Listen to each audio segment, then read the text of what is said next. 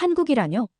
동양의 가난한 작은 나라 따위가 사막 문제를 이해할 수 있다고 생각하세요? 여기 한국을 동양의 가난한 작은 나라라고 비웃던 외국인이 있습니다. 그는 한국에 다녀오자마자 혁신적인 기술에 넋을 잃고 말았다는데요. 왕실조차도 막대한 예산을 쏟아부으며 그 기술을 어떻게든 가져오라고 명령했다고 합니다. 도대체 한국의 어떤 기술이 사우디를 경악시킨 걸까요?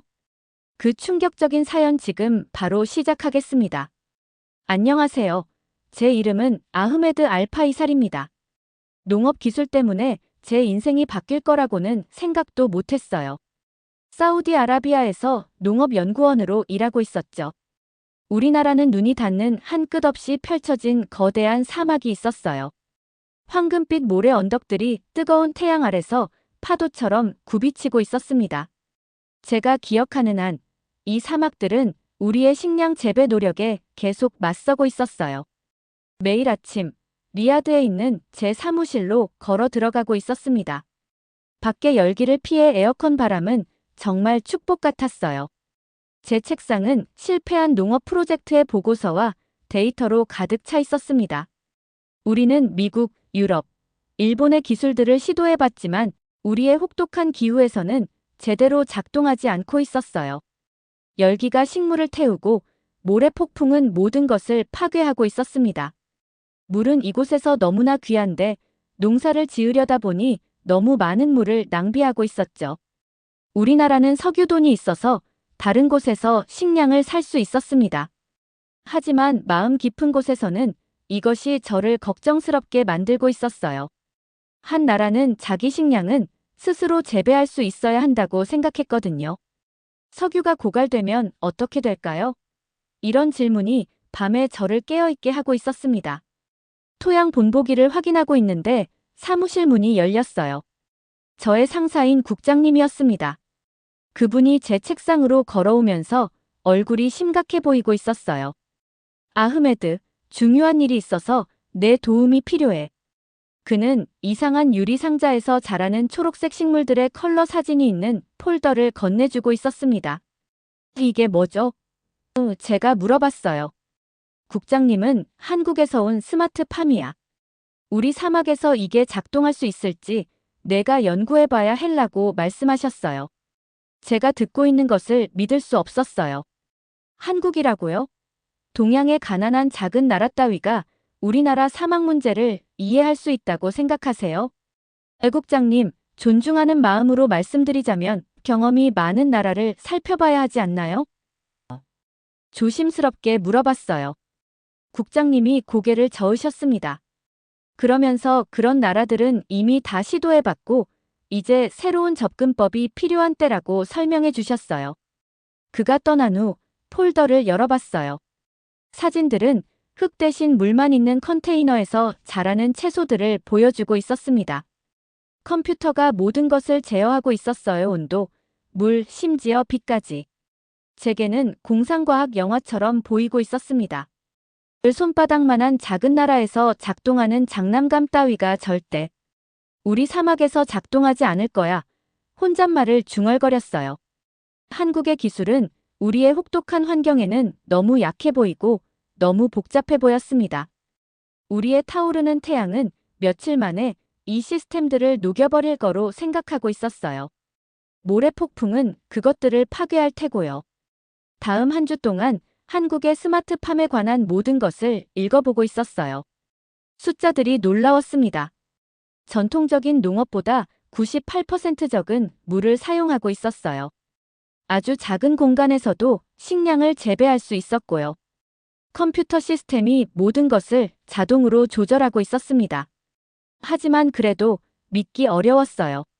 마음속 깊은 곳에서는 이것도 사우디아라비아에서 실패할 또 하나의 멋진 기술일 뿐이라고 확신하고 있었습니다. 우리와 너무 다른 나라가 어떻게 우리의 독특한 문제들을 이해할 수 있을까요? 몰랐지만 제 여정은 이제 막 시작되고 있었어요. 이 임무는 단지 제가 농업에 대해 생각하던 방식만 도전받는 것이 아니었습니다. 세상과 저 자신을 바라보는 방식까지 변화시킬 거였어요.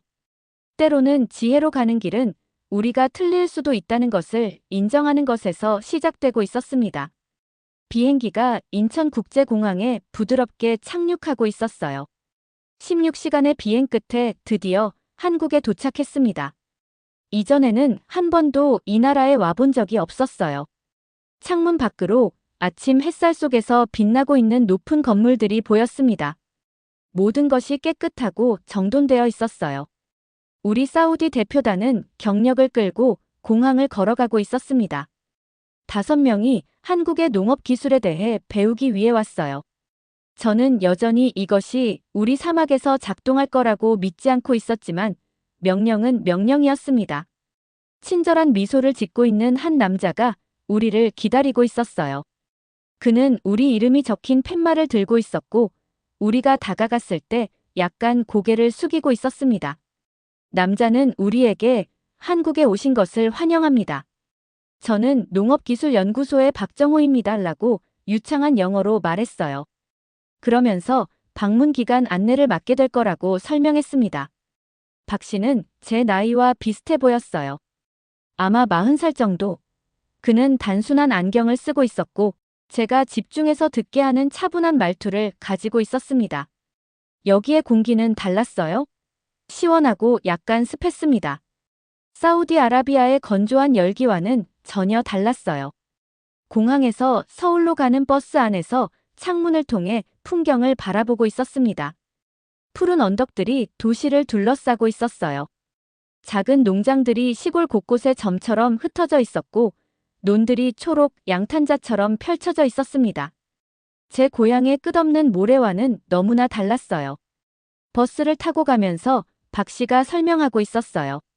한국은 농사짓기 위한 땅이 많지 않다고요. 그는 한국이 70%가 산이라서 적은 공간과 자원으로 더 많은 식량을 재배하는 법을 배워야 했다고 말했습니다. 저는 공손하게 고개를 끄덕였지만 속으로는 생각하고 있었어요. 그건 우리 문제와는 전혀 다르지. 우리는 땅이 충분해. 단지 너무 덥고 건조할 뿐이야. 버스는 서울의 높은 유리 건물에 도착했습니다. 우리는 도시를 보기 위해 20층으로 올라갔어요. 제가 볼 수 있는 한 건물들이 끝없이 펼쳐져 있었습니다. 박 씨는 멀리 보이는 유명한 롯데타워를 가리키고 있었어요. 그는 조용한 자부심을 담아 한국 기술로 저것을 지었습니다라고 말했어요. 그러면서 같은 사고방식이 농업 시스템에도 적용된다고 덧붙였습니다. 그날 밤 호텔방에서 잠을 이루지 못하고 있었어요. 노트북을 열고 스마트팜 데이터를 다시 살펴봤습니다. 숫자들은 인상적이었지만 마음 깊은 곳에서는 여전히 의심이 들고 있었어요.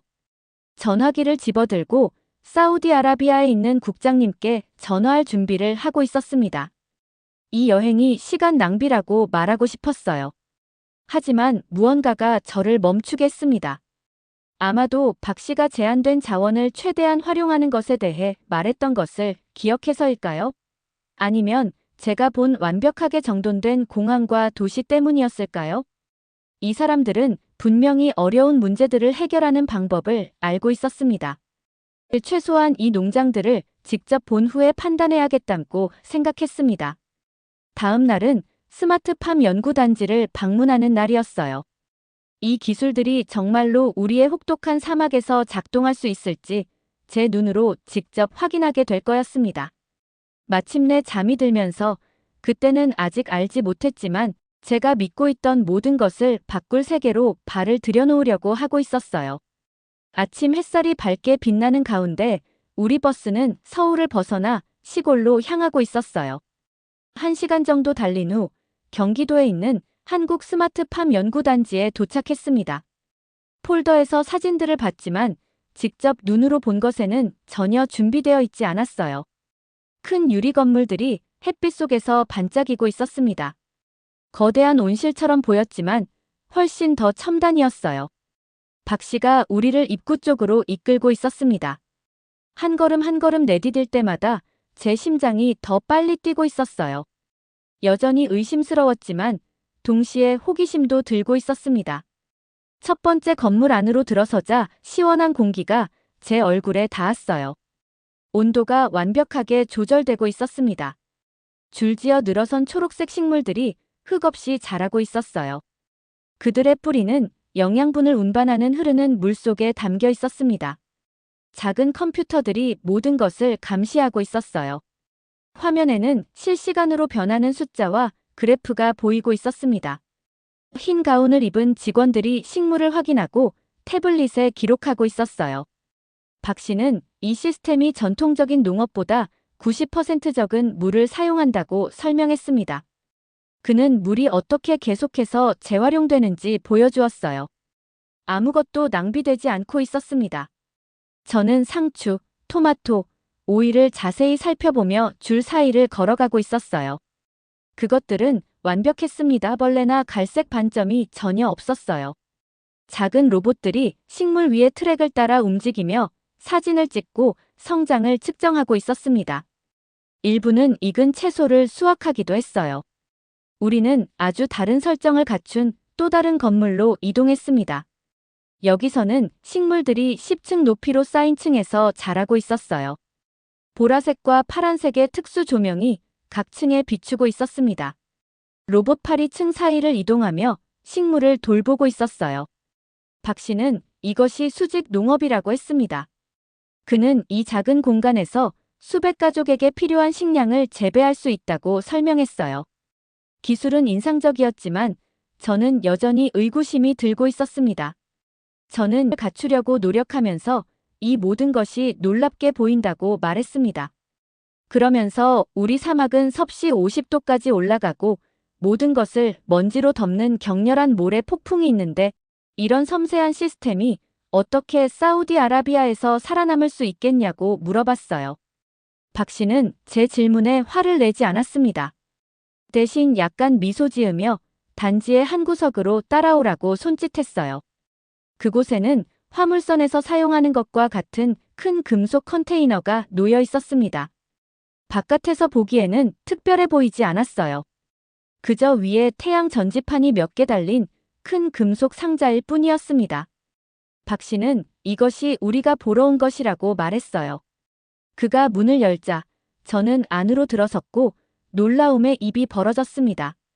이 단순한 컨테이너 안에는 완전한 농업 시스템이 있었어요. 식물들이 바닥에서 천장까지 선반에서 자라고 있었습니다. 조명, 물 시스템, 컴퓨터가 모든 것을 제어하고 있었어요. 방금 보았던 대규모 시설의 미니 버전 같았지만 모두 이 튼튼한 컨테이너 안에 담겨 있었습니다. 박 씨는 이 모델이 극한 환경을 위해 설계되었다고 설명했습니다.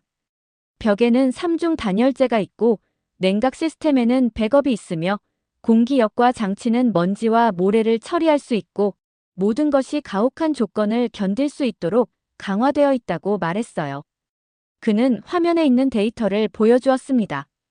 이 컨테이너 농장은 다른 시스템보다 더 적은 물을 사용하고 있었어요. 섭씨 55도까지의 온도에서 작동할 수 있었고 심각한 모래 폭풍을 모방한 테스트 조건에서도 살아남았습니다. 이 여정을 시작한 이후 처음으로 저는 희망의 불꽃을 느꼈어요. 어쩌면, 정말 어쩌면 이것이 우리 사막에서 작동할 수도 있겠다는 생각이 들었습니다. 그 어느 때보다 더 많은 질문이 있었지만 이제는 다른 질문들이었어요. 이것이 실패할까? 가 아니라 너 어떻게 하면 이것을 성공할 수 있을까? 였습니다. 그날 밤 우리 대표단은 한국 팀과 함께 몇 시간 동안 앉아 있었어요. 제 동료는 이미 흥분해 있었지만 저는 계속해서 어려운 질문들을 던지고 있었습니다. 한국 엔지니어들은 각 질문에 데이터와 예시로 대답했어요. 그들은 기적을 약속하지 않았습니다. 과학에 기반을 둔 해결책을 제시했어요. 한국이 자국 역사에서 식량 부족을 겪었던 방법에 대해 박 씨가 설명하는 것을 들으면서 제 안에서 무언가가 변하고 있었습니다. 제 저항이 단지 기술적 우려 때문만이 아니라는 것을 깨달았어요. 그것은 자존심 문제였습니다. 제가 거의 알지 못했던 나라가 우리가 오랫동안 고민해온 문제를 해결할 수 있다는 것을 믿고 싶지 않았던 거였어요. 그날 밤 저는 생각이 계속 떠오르며 잠자리에 들었습니다. 컨테이너 농장이 제 생각 속에 계속 나타나고 있었어요. 정말로 우리의 사막을 변화시킬 수 있을까요? 사우디아라비아가 자체적으로 식량을 재배하는데 도움이 될 수 있을까요? 처음으로 저는 그 가능성을 상상해 보기 시작했습니다. 2달 후, 저는 사우디 사막 한가운데 서서 밝은 햇빛에 눈을 가늘게 뜨고 있었어요. 열기가 무거운 담요처럼 내리누르고 있었습니다.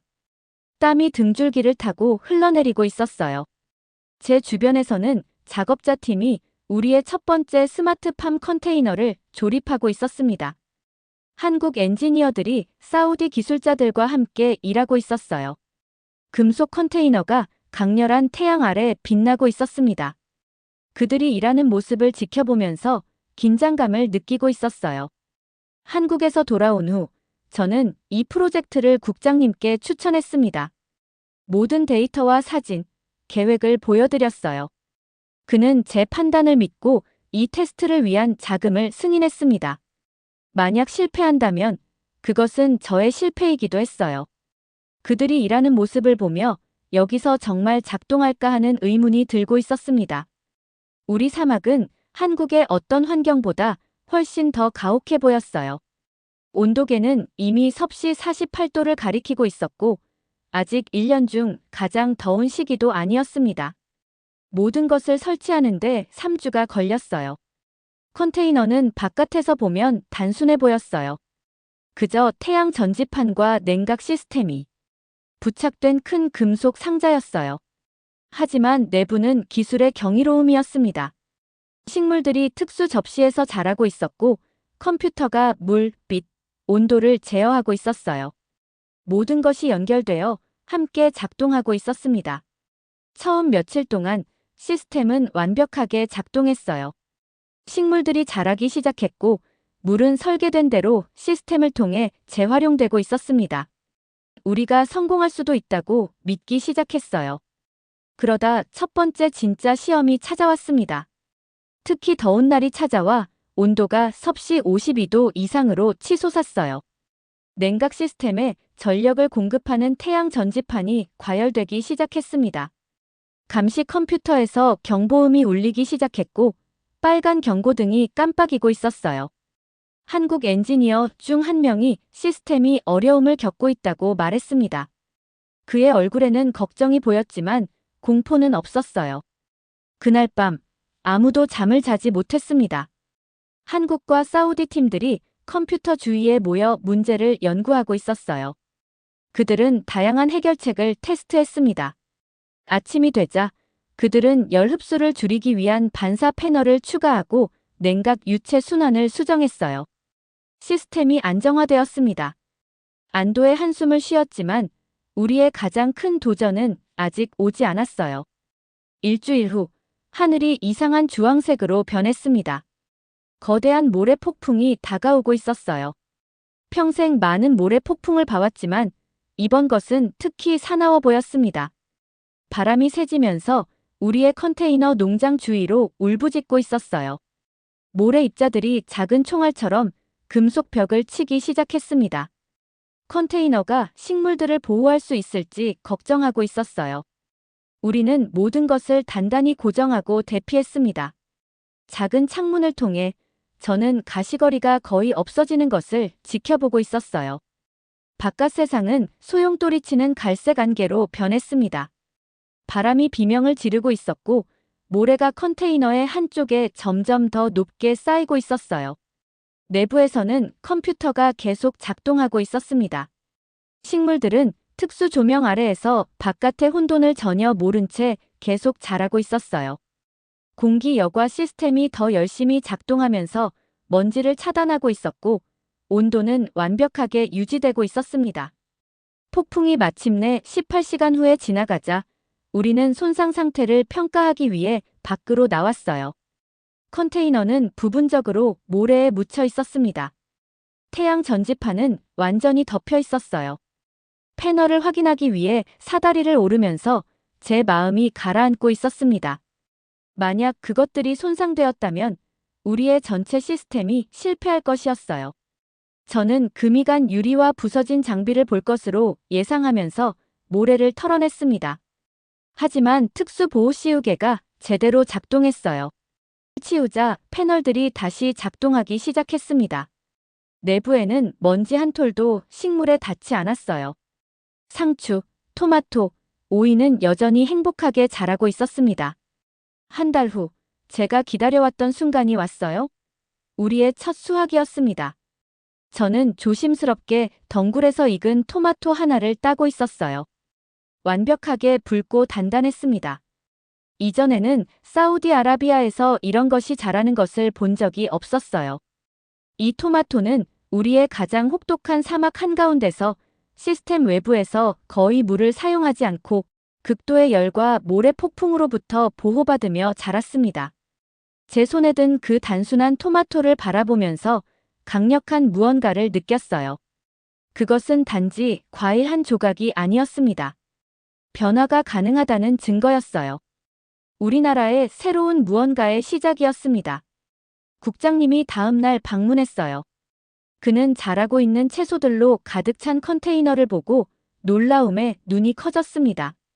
국장님은 정말로 이것이 작동할 거라고 믿지 않았다고 고백했습니다.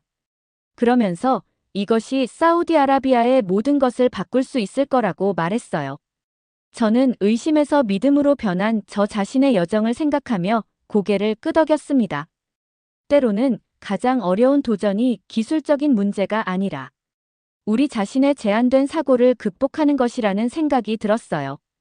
우리의 성공적인 스마트팜 소식이 빠르게 퍼져나가고 있었어요. 프로젝트를 의심했던 정부 관리들이 이제는 직접 눈으로 보기 위해 찾아오고 있었습니다. 그들은 놀란 표정으로 우리의 컨테이너 농장을 걸으며 초록색 잎을 만지고 신선한 채소를 맛보고 있었어요. 사람들은 이것이 사막의 기적이라고 말했습니다.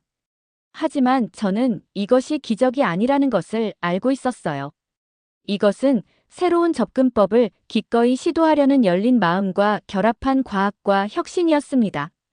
우리 이웃 나라들도 주목하기 시작했어요. UAE, 쿠웨이트, 오만에서 방문객들이 우리가 이룬 성과를 보기 위해 찾아왔습니다. 그들도 사막과 관련된 같은 문제에 직면하고 있었어요. 이제 그들은 가능한 해결책을 보게 되었습니다.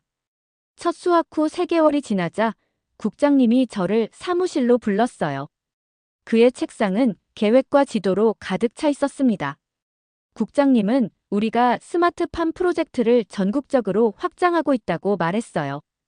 그는 정부가 우선 50개의 컨테이너 농장을 시작으로 더 많은 농장을 위한 자금을 승인했고 그 프로그램을 이끌어주기를 원한다고 설명했습니다. 제 가슴이 자부심으로 부풀어 오르고 있었어요. 이것은 제가 상상했던 것보다 더 큰 일이었습니다. 더는 단순히 채소를 재배하는 것에 관한 것이 아니었어요. 우리나라의 미래를 바꾸는 것에 관한 것이었습니다. 저는 감사하다고 말하며 실망하게 하지 않겠다고 약속했어요. 그의 사무실을 나오면서 제가 한국 기술에 공정한 기회를 주지 않고 거의 거부할 뻔했던 것을 기억하고 있었습니다. 제 편견이 이 혁신을 거의 막을 뻔했어요. 다음해는 제 인생에서 가장 바쁜 시간이었습니다. 우리는 사우디아라비아 전역에 스마트팜을 설치했어요. 젊은 사우디 엔지니어들에게 이를 운영하고 유지하는 방법을 교육했습니다. 심지어 원래 디자인을 개선하여 우리 기후에 특별히 설계된 거, 나은 먼지 필터와 태양 전지판 냉각 시스템을 추가했어요. 박 씨가 2세대 스마트팜 단지 개장을 위해 사우디아라비아로 돌아왔습니다. 우리는 이제 사막의 태양을 반사하기 위해 흰색으로 칠해진 컨테이너 농장 사이를 걷고 있었어요. 각 컨테이너는 수백 명의 사람을 먹일 수 있는 충분한 신선한 채소를 생산하고 있었습니다. 저는 그에게 이것이 이렇게 큰 규모로 성장할 것으로 생각했는지 물어봤어요. 그는 미소를 지으며 기술은 우리의 상상력에 의해서만 제한된다고 대답했습니다. 하지만 가장 보람있는 부분은 젊은 사우디 학생들과 함께 일하는 것이었어요. 많은 젊은 여성들이 우리의 농업과학 프로그램에 참여했는데 체력이 아닌 기술적 지식과 세심한 감시가 필요한 이 새로운 유형의 농업에 흥분하고 있었습니다. 한 젊은 여성이 저에게 예전에는 자신이 농부가 될 수 있다고 생각하지 못했지만 이제는 우리나라의 식량 생산을 돕고 있다고 말했어요. 한국 여행 5년 후, 저는 우리의 가장 큰 스마트팜 단지를 내려다보는 작은 언덕 위에 서 있었습니다. 50개의 흰색 컨테이너가 깔끔한 줄로 배치되어 사막의 태양 아래에서 빛나고 있었어요. 각 컨테이너 안에서는 바깥 온도가 섭씨 51도에 달하는 동안 식물들이 완벽한 조건에서 자라고 있었습니다. 국제 방문객 그룹이 저를 따라 견학하고 있었어요. 그들은 많은 질문을 했는데 일부는 제가 한때 스스로 물었던 것과 같은 의심스러운 질문들이었습니다. 한 방문객이 이 기술에 대한 초기의 회의론을 어떻게 극복했느냐고 물었어요. 저는 대답하기 전에 신중하게 생각했습니다. 저는 혁신은 그것이 어디서 왔는지 신경 쓰지 않는다는 것을 배워야 했다고 설명했어요. 좋은 아이디어는 어디서든 시작될 수 있다고 말했습니다. 한국의 제한된 공간이라는 도전이 우리의 혹독한 기후라는 도전에 완벽한 해결책을 만들어냈고, 저는 그것을 보기 위해 눈을 열기만 하면 됐다고 말했어요. 오늘날 사우디아라비아는 석유뿐만 아니라 다른 것으로도 알려졌습니다. 우리는 사막 농업 기술의 선두주자가 되어가고 있었어요. 우리는 비슷한 도전에 직면한 다른 나라들과 우리의 지식을 공유하고 있었습니다. 그리고 이 모든 것은 우리가 기꺼이 우리의 가정을 넘어서 보고 새로운 것을 시도했기 때문에 시작되었어요. 혹독한 사막의 태양 아래에서 자라는 초록색 채소들을 바라보면서 저는 가장 위대한 여정은 바다를 건너거나 국가 간의 여행이 아니라는 것을 떠올리고 있었습니다. 그것은 닫힌 마음과 열린 마음 사이의 거리였어요. 때로는 최고의 해결책이 예상치 못한 곳에서 오기도 합니다. 우리는 단지 바라볼 용기가 필요할 뿐이었습니다. 여러분, 오늘의 사연 어떠셨나요? 댓글로 소중한 의견 함께 나눠주세요. 구독과 좋아요는 영상 제작에 큰 힘이 됩니다. 더 감동적인 사연으로 찾아뵙겠습니다.